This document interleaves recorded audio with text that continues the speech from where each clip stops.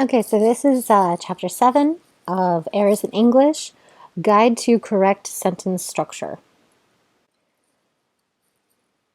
So again, this is one of those necessary evil lectures. I understand grammar's boring, right? Just kind of how that works. But again, remember, it is an essential part. Understanding these kind of features that we're going to talk about sentence structure and, modifiers and all this kind of stuff. It's important to understand so that you can have more effective tools in order to create a paper that is clearer, more impactful on the reader, right? So to do that, you basically need a good comprehension of the rules of English and, also just some practice. Like a lot of this stuff, you've learned this at some point, right? This is just more of like a refresher into the college years and how this applies specifically to research papers, right? Because they tend to be a little bit different than the traditional paper that you've probably been writing since about junior high or high school, which is that intro, body, conclusion kind of paper, right? We're not writing that kind of paper anymore. So a research paper is much more complicated because you're trying to synthesize multiple articles, multiple points of view and theories and concepts and stuff like that for your own aims to make a specific point, right, within your paper. So it can get a lot more complicated.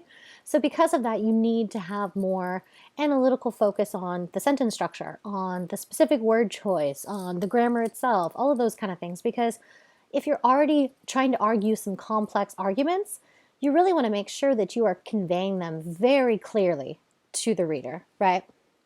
So anyway, in the chapter, they start by talking about how, obviously, when it comes to the way that we speak and the way that we write, these things are different, right? So we think in words, but we speak and we write in sentences. So this just means, our speech is much less formal. But when we formalize our thoughts into the written word, that's how we create sentences, right? And so the kind of things that we're used to hearing to the ear when someone is speaking informally would not be considered appropriate for a research paper, right? So part of this is that we have to kind of take our thoughts a step further than how they would be articulated in our head if we were just simply speaking them to someone else, which is often a good start as far as trying to frame your voice or perspective in your paper. Is just start by explaining a concept or theory or whatever it is in a way as if you were just explaining it to a friend, right? But then in order to make it more appropriate to the structure of the research paper, you have to kind of go back and make sure that the sentence structure makes sense, right? So if we discover the faults that we have in writing, this is the first step in fixing those errors so that our paper can become clear and effective. So it's funny, like I remember when I was working on my thesis research, I remember pouring over drafts and drafts and drafts, like 100,000 drafts, not really, but that's what it feels like, of this endless paper nightmare, right? No, actually, I kind of enjoyed it because I'm weird. But anyway, and I just remember each time I would find another error, it was like a misfortunate fortune, right? I don't really know another way to put that, right? Like a happy accident, but kind of a unhappy happy accident, meaning that, when you write a paper and you've invested that much time into a research paper, you typically feel like if you've read the thing like dozens of times, you should have found all the errors. But that's not always the case, right? Sometimes it takes many more drafts to find all that stuff. So I remember I would murder a lot of trees to print out my paper because I love reading the physical drafts, hence why that's kind of how I like to edit, is to write on a physical draft. And so personally, I just find it easier for my own writing style to find errors when I'm looking at a printed out draft of something. Versus if I look at it on the computer, for some reason, my brain just hasn't really been able to see the errors in the same way as I can when they're written on the page. So I basically print out this massive pile of documents over and over and over, and I just kept finding stupid little errors here and there. So each one was like a blessing in a way, because you found the error before you submit it to either be published or, to your, committee to review it, right? So before you hand it to your advisor and others to kind of tear apart and for them to basically find the errors immediately, like fun fact, or true story, my first draft of my proposal for my thesis, I remember I turned it into my advisor and it was like the second or third word in my abstract was spelled wrong. It's just one of those things where you're like, oh, like that whole you want to hit yourself in the forehead kind of thing and just like crawl into a hole and die situation, right? And it was something about, I meant to say president, but the word was wrong. It said resident, which clearly changed the meaning, right? So anyway, it's kind of like a blessing when you find these errors. I mean, it can piss you off because you're like, I've done this, I've gone through this, why am I still finding errors? But that's a natural process, right? That's something that's going to happen. You're going to find the faults. And once you have these strategies, and that's really why I make you read this book in this class, is so that you'll have the tools from the book in order to fix the problems that are specific to your paper, right? So as far as knowing why and how, it's important to practice and read about these topics, even though learning them in the abstract seems to be very trite and boring. There's a point, right, to learning the proper mechanics of writing, and it is that our thoughts and our messages are clear to us, but we want to make sure they're appropriately conveyed to the reader. So when it comes to a complete sentence, there are many ways that sentences can be ineffective. So it's more important to pay attention to sentence structure if you're drafting and editing your drafts of your research paper. So again, remember, this isn't something where you can just start to finish write some perfect paper. There's times when you're adding to the paper and there's times when you're editing or, taking away from your paper. So, it should be the ebb and flow back and forth. So when it comes to kind of editing these things, typically you're going to look at situations of how sentences are complete or not when you're editing, right? Because you're going back through with an analytical point of view to kind of see whether or not these things fit. So first off, they talked about in the chapter how a phrase is not a sentence. It's usually just missing a verb or subject, or sometimes both, right? But there's certain phrases that are common in the culture, we commonly say, but when written are not grammatically correct, right? Also, a dependent clause is not a sentence. So meaning a dependent clause, the whole point of it being dependent is that it cannot stand alone, right? It typically needs a small change in wording to make it a full sentence or a full complete sentence so that it makes sense, right? And so you'll see some of those things when I'm editing your papers, where I will ask you to reword or rephrase or reframe a sentence, typically because of some sort of sentence incompleteness or error. So you want to avoid starting a sentence with one construction and then stopping or shifting to another. So sometimes sentences or parts of sentences do not have the appropriate coordinating clauses, and this can make a sentence seem very awkward. So they gave you a couple examples there in that chapter. When it comes to commas, oh man, this is one of those, it took me a lot of years to figure out where a comma is supposed to go and where it's not, because a lot of these things are, the rules are kind of dependent on the specifics. So comma faults are considered bad punctuation, but there's many ways to fix this, right? So, and there's a lot of easy ways to make comma mistakes. Like, for instance, you need to use a comma before you open a quotation, right? Like if you're adding a quote in the middle of a sentence. It's pretty common for people to forget this, but those little things can kind of add up to lost points towards the overall, grammatical part of how you're graded for your paper, right? You don't want to lose points on stupid stuff like where a comma is. So that's why in earlier drafts, I'm not very punitive about it, but you'll notice when you get your drafts from me that I'm very heavy-handed as far as editing, and that can freak people out, but it's really trying to help you, right? That the whole point is to give you the tools earlier on in the class so that you have an opportunity to edit and change some of these issues before you get to the drafts that are worth more points. So again, comma mistakes are super easy to make. Writers do it very often, but they can easily be fixed once you realize what they're supposed to do. So sometimes you just need to divide a sentence into two different sentences with a period. Like sometimes a comma fault is really just an issue of like a run-on sentence that has like too many ideas or too many subjects or verbs it's trying to convey in one sentence. Sometimes you just need to swap a comma for a semicolon. Sometimes you're making a sentence that's basically a second sentence that is dependent on the first, so a semicolon is actually much more appropriate. And sometimes you just need to subordinate one of the statements or add a conjunction, right, to kind of fix it. So fused sentences are just sentences where two independent statements are blended. So you just have to make sure that each sentence you're writing is distinct. Like when you're going through and you're editing these things, you have to make sure that you're making distinct points in each sentence and not trying to make multiple separate arguments within one sentence, because it's just too much, it's too confusing. And it'll help the clarity to break up these arguments separately. So it's easy to just make it two sentences, right? Just make sure not to make it a comma error instead. So word order, really, this just means that in the English language, we have to do, like, the meanings that words have a lot to do with where the word is placed in a sentence. So this is why we have to be very critical of word order and make sure that the messages are being conveyed, clearly. So the first super common is misplaced modifiers.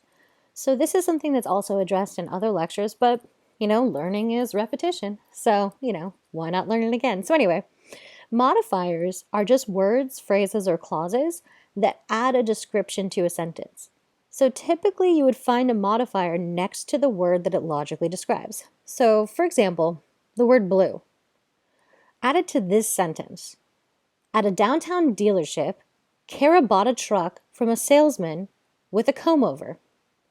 So where would you add the word blue into the sentence?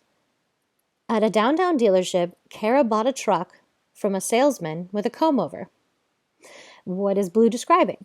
The dealership? The salesman? The comb-over? No, I'm just kidding. Obviously not the comb-over, right? Clearly, blue should describe the car. So you would typically say instead, at a downtown dealership, Kara bought a blue truck from a salesman with a comb-over, right? So when modifiers are misplaced, meanings can get confused, and sometimes the sentence just becomes ambiguous as to its meanings. Where if blue is placed somewhere else in the sentence, most of the time we can get from the context of the sentence that it's supposed to be the word blue, that's modifying word, is supposed to be associated with car. But again, it could be the dealership, it could be Kara herself, it could be the salesman, it could be his comb-over, right? So it's important to place words that are modifying next to the thing that it's supposed to be modifying. And dangly modifiers are pretty similar too. They're also misplaced words, phrases, or clauses in a sentence. And again, a lot of these, there's a lot of examples in the book as to what the specific kind of issues are with misplaced and dangly modifiers, and they're pretty easy to fix once you realize how they're supposed to work. So there's a lot of examples in your book for that as well. Okay, so split constructions. This is just this idea that you need to keep logically related elements of a sentence together because that's going to, again, improve the clarity of your paper, right? Hence the point, right? So a split infinitive is when a word, phrase, or clause becomes, basically between the words to and the verb. So the construction is called a split infinitive. So this isn't considered as large an error as others, but it still can affect the clarity of your statements. It's kind of similar to what we were talking about with a misplaced modifier, right? Having, splitting the splitting the sentence, often it's done in kind of a lyrical or dramatic way. So, saying something like, instead of just indicating what action is happening to a particular, subject, oftentimes in a split infinitive, they're kind of spreading out the action, right? To say between to and the actual verb itself is inserted another either phrase or part of a sentence. And while this might work in a more poetic sense, or maybe like more lyrically for like fiction writers or something like that, for typically for research papers, you don't really want to get as like poetic necessarily with your language. You want it to be actually pretty, well, you don't want it to be dry, but you want it to be pretty straightforward, right? So that you're already talking about complicated enough stuff. You want to make it clear for your reader. Okay, so there's also issues of separating parts of a verb phrase. So you should avoid splitting an auxiliary verb and a main verb, such as splitting a phrase like has been, right? And these sentences are more correct when those kind of words are connected. So there are, in the book, they give some examples of ones that are kind of correct, right? This is one of those things that it's not necessarily just incorrect or correct. There's like varying degrees of correct when it comes to some of these constructions. So, they kind of address that also in the book. Okay, and then subject and verb, and preposition and object. So it's okay to separate these things, but it can sound awkward. So again, your book gives so many examples about this because it's hard to, I guess off the fly, off the top of my head, come up with clear examples. I think the book does a great job of doing that. Plus, it has those activities at the end of the chapter if you want to test how well you are retaining this information, right? To see whether or not you actually get it by kind of going through the little quiz stuff at the end of the chapter. So, okay, one of the examples from your book, it shows how it can be okay sometimes to, split a preposition and an object or a subject and a verb, but most of the time it sounds pretty weird and awkward. And just like I said before, this might be something more appropriate in different styles of writing, but not necessarily in this kind of research writing. So the example from your books is, this is the sentence, is Jack raised his hand. Like if you say Jack raised his hand, that's correct. But if you say Jack, as soon as he hears the question, raised his hand, that's also correct. But you see, you're separating Jack and raise his hand, right? You're separating the subject and verb in that situation. So it's still correct if you say Jack, as soon as he hears the question, raised his hand, right? That's still, well, I mean, heard actually would be, you got to keep the tense the same too. That's a whole nother thing. But anyway, again, how speaking is different than written word, right? So anyway, the parts are split, but it can work, but most of the time it indicates an error. So it's one of those things, if you're going to be separating the subject and verb or preposition and object, you really just got to think about, is it serving a purpose for you in the paper or is it by mistake, right? And then coordinate elements, this is when you need to bring together things that are the same to make a sentence clear. So changing something like, another book example, unless the blizzard lets up, we cannot make it to the mountain lodge unless the roads are passable. Right? Something like that is repetitive. It slows down the whole pace of your paper to have these kind of, wordy, repetitive sentences. So instead, if you combine the elements that are the same, meaning those coordinate elements, both statements that say the word unless together, it makes way more sense by saying, unless the blizzard lets up and the road is passable, we cannot make it to the mountain lodge, right? Versus unless the blizzard lets up, we cannot make it to the mountain lodge unless the roads are passable, right? So putting those two unless statements together are coordinate elements. And again, it just makes it clearer and it sounds better to the ear. So those are those kind of things. Again, this isn't something that you're supposed to just magically pick up as you're writing a sentence. These are things you really have to kind of thoughtfully go back and look at after you've written the sentence. Okay, so logical sentences, there's 3 major steps towards better writing. The first one is seeing to it that a sentence is correct or complete, I guess, is really the way to see that. So the sentence is complete. You've checked the subject-verb agreements, all those kind of things. The second part is to check the punctuation, right? Is everything properly punctuated? And the last one is, for a logical sentence is, are the words in a correct logical order, right? So sometimes that's not enough, though. Those 3 major steps aren't enough. Sometimes you also have to take into account the logic of a sentence, right?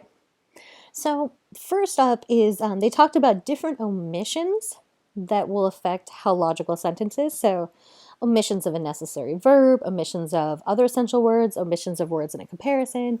Just basically, if something's missing, you can tell as the reader when you're reading the passage, and it can often just lead to confusion or often just misinterpretation of what the writer's trying to say. So omission of a necessary verb in both speaking and writing, we tend to omit some words, right? That's kind of normal. So something like, he always did that and he always will, right? Versus in reality, it should be, he always will do that, right? To make it a complete sentence. But largely, grammar is normative. It's a reflection of what we're used to hearing. So sometimes these kind of things like, he always did that and he always will, which is not grammatically correct, is something that might be similar or regular to us in the norms of the vernacular that we hear in our lives. So sometimes those things kind of slip into our papers, right? Oh yeah, so omission of other essential words. Basically, again, when something necessary is omitted, it makes the whole sentence awkward. Or worse, it changes the meaning and conveys something different to the reader than what the author intends, right? Omissions of words in a comparison is weird, but it is actually kind of common. I noticed this oftentimes in research papers when people are trying to make very thoughtful, especially theoretical comparisons, like between different theories. Sometimes they don't explain what the comparison is to. Meaning, if you said something like, oh, she has the biggest feet.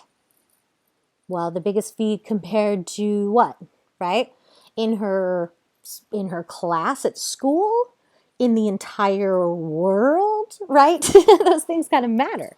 So in a comparison, you can't just say like, she has the biggest feet, because that would mean that the comparison doesn't really make sense because you don't know what you're comparing.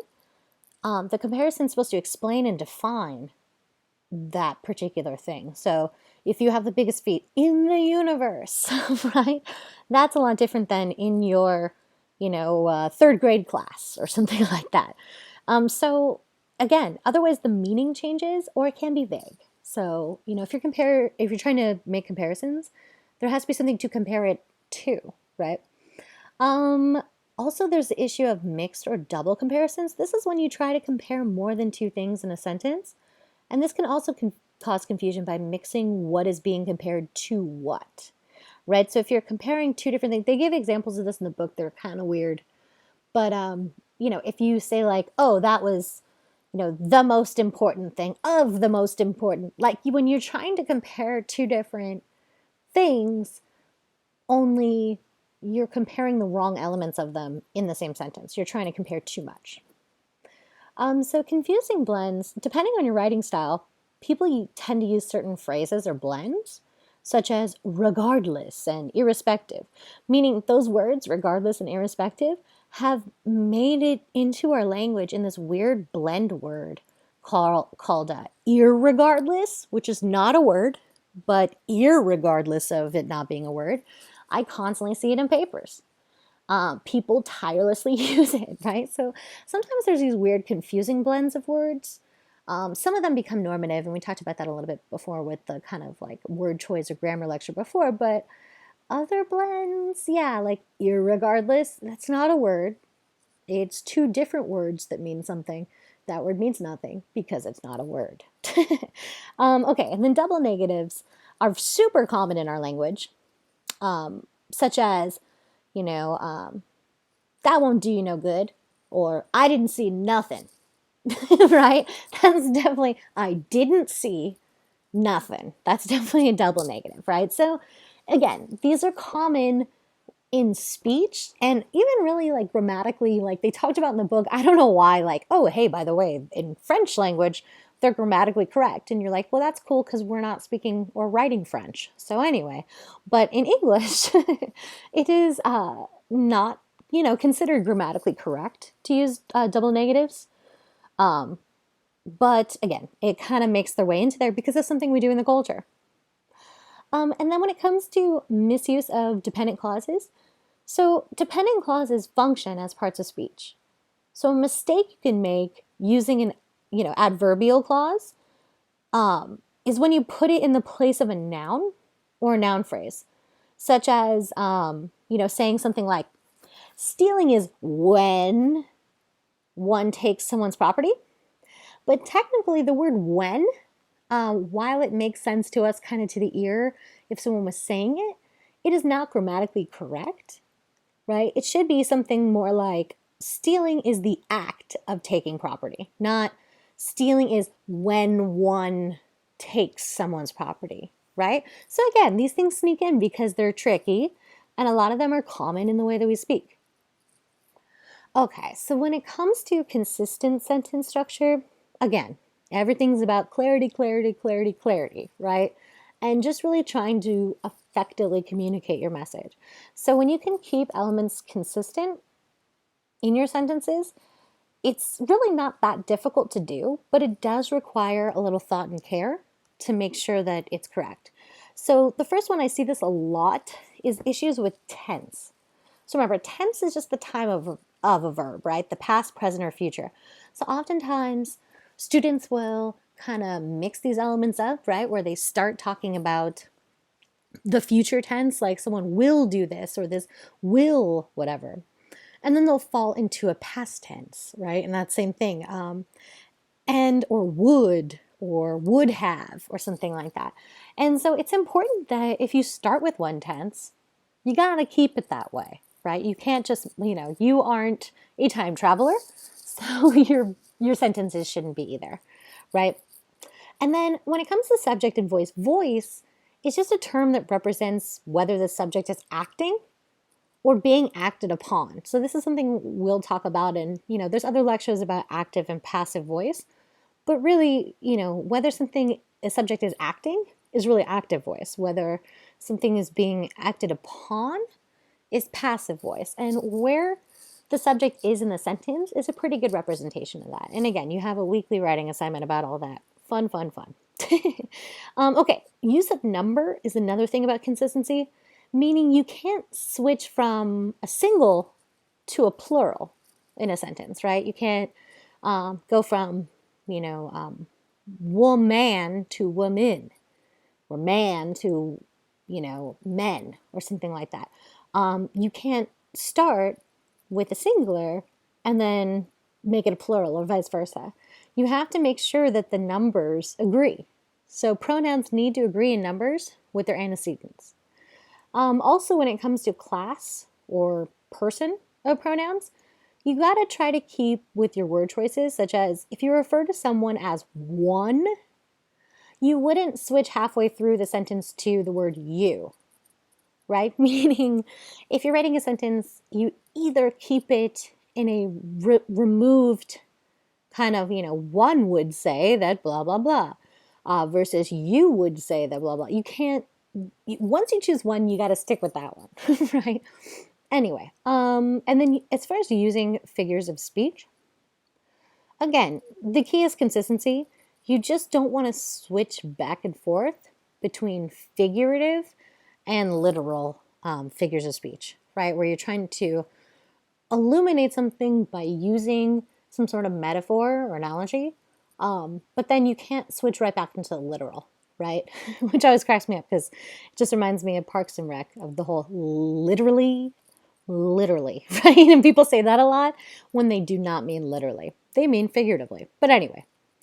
Okay, so use of mood is another thing. The kind of tone that you have, the kind of tense that you have, these things, your subject, your voice, all these things set up a certain kind of mood in your paper, right? And what you want in yours as a research paper is a clear and effective kind of faster paced mood, right? You don't want something that's too lyrical or too heavy or too full of wordiness that it feels stuffy or boring, right? So this is kind of another thing that's important to think about when, looking at your sentences to see if they're effectively structured. Okay, so when it comes to unified and concise sentences, rambling sentences, oh geez. Okay, so this is a big one for this class and for research papers in general. Students often include way too much info about a source or an article instead of just explaining the part that's relevant to your paper, right? So people will say, oh, according to this researcher, that researcher, this researcher, that researcher, name like 10 researchers at the University of blank in the year of blank did this research study titled blank. And in that study, they interviewed 200 people who, with this particular research method in a double-blind blah, blah, blah. And, they ran this statistical measure on that. And what they found was, and then right up to that point, all of that's crap. Like none of that is relevant to your paper. The only part that is relevant is the part where you actually say, and they found that. And that's the information you should be including. So I think that a lot of students, and it's not your fault, it's just the way you've been taught in the past, are so used to making lit reviews and annotated bibliography instead of a lit review, where you rely way too heavily on quotes from a specific source, or you rely too heavily on organizing your paper by different articles instead of organizing your paper by topic and using your voice to lead the articles or the citations in your paper. Some people never quite effectively learn it, but those who do, it dramatically changes the writing for the better forever, right? Just makes you much more effective. So just putting in way too much crap, it slows down the reader. It slows down the flow, right? This is the same thing with unrelated ideas in the same sentence. This happens often again when people are trying to summarize or explain, and it really comes down to you have to go back through your sentences and make sure that they're impactful and that they're necessary, what's there. Also, when it comes to wordy phrases and expressions, that's a big one. So wordiness in general is a big problem with academic writing. And so this just means that, there's so much stuff in there that it's kind of burying your sentence. So sometimes you'll notice this with the revisions you get back from me. A lot of it's just me scratching through your sentences or taking out big chunks here and there. And it's not that what you were saying wasn't important. It's just that often it was just repetitive in the way it was stated, or there was too much detail.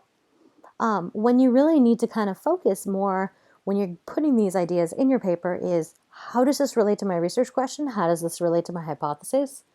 Is this information relevant to my paper? Like, is it relevant to include the name of the college that the research was done at? No. Is it relevant to include what kind of research method they used? Well, maybe.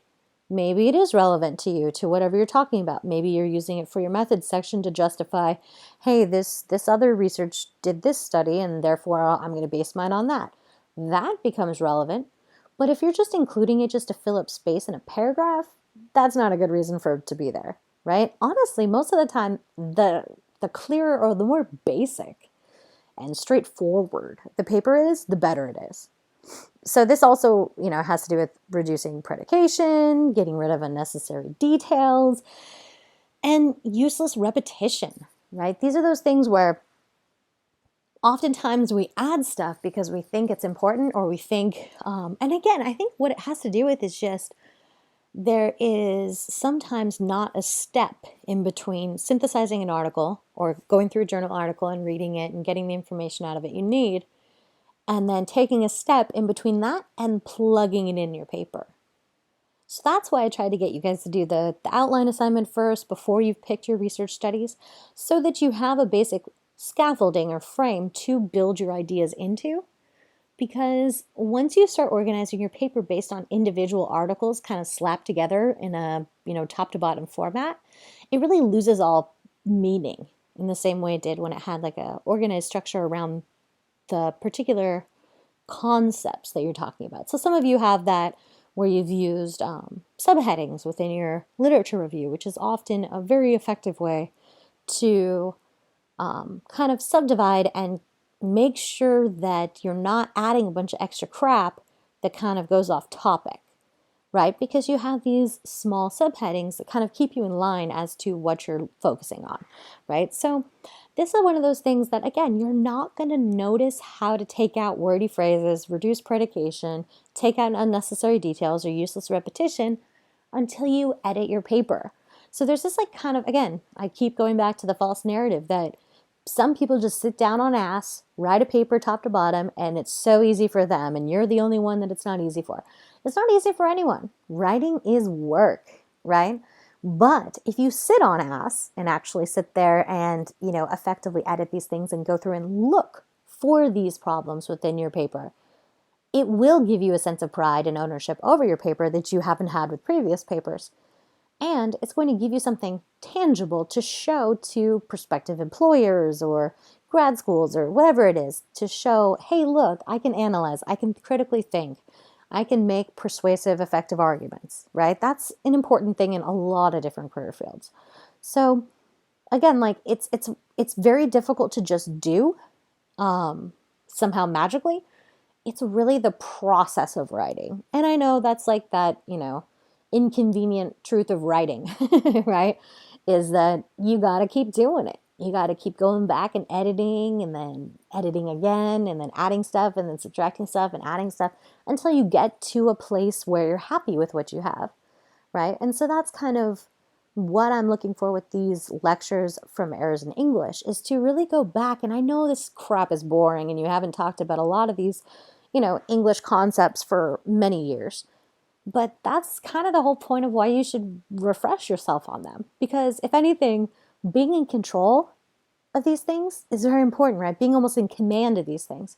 Because you then are armed with the knowledge and the power to do something agentic to fix the problems in your paper. You're not like a helpless bystander to the English language, right? But in a lot of ways, I know it's work and I know it takes time and that's not fun. But at the same time, if you just break it into small, manageable chunks over time, it will not completely devastate your time or your life, right? But you will end up with something that you actually are much more proud of, instead of what I used to do before I understood these strategies, where I would just sit and stare at a computer screen and will myself to work. Like, I have friends that still do this. It's just maddening, where they'll sit down for like 12 hours in a day and they can pat themselves on the back and be like, wow, look at me. I'm so quote unquote productive because I sat on ass for 12 hours. But really, if you're only getting 2 hours of work done in 12 hours, it's not productive, right? I'd rather not sit down for all day and give myself maybe 20, 30 minutes a day of just sitting down and working on this stuff. Because then that's going to give you time to have downtime for your brain. And a lot of these issues are being worked out in our subconscious brain when we're not thinking about it. So the more times you can come back and revisit your paper and look for these issues, the better your paper will become and the more power you have over that writing process.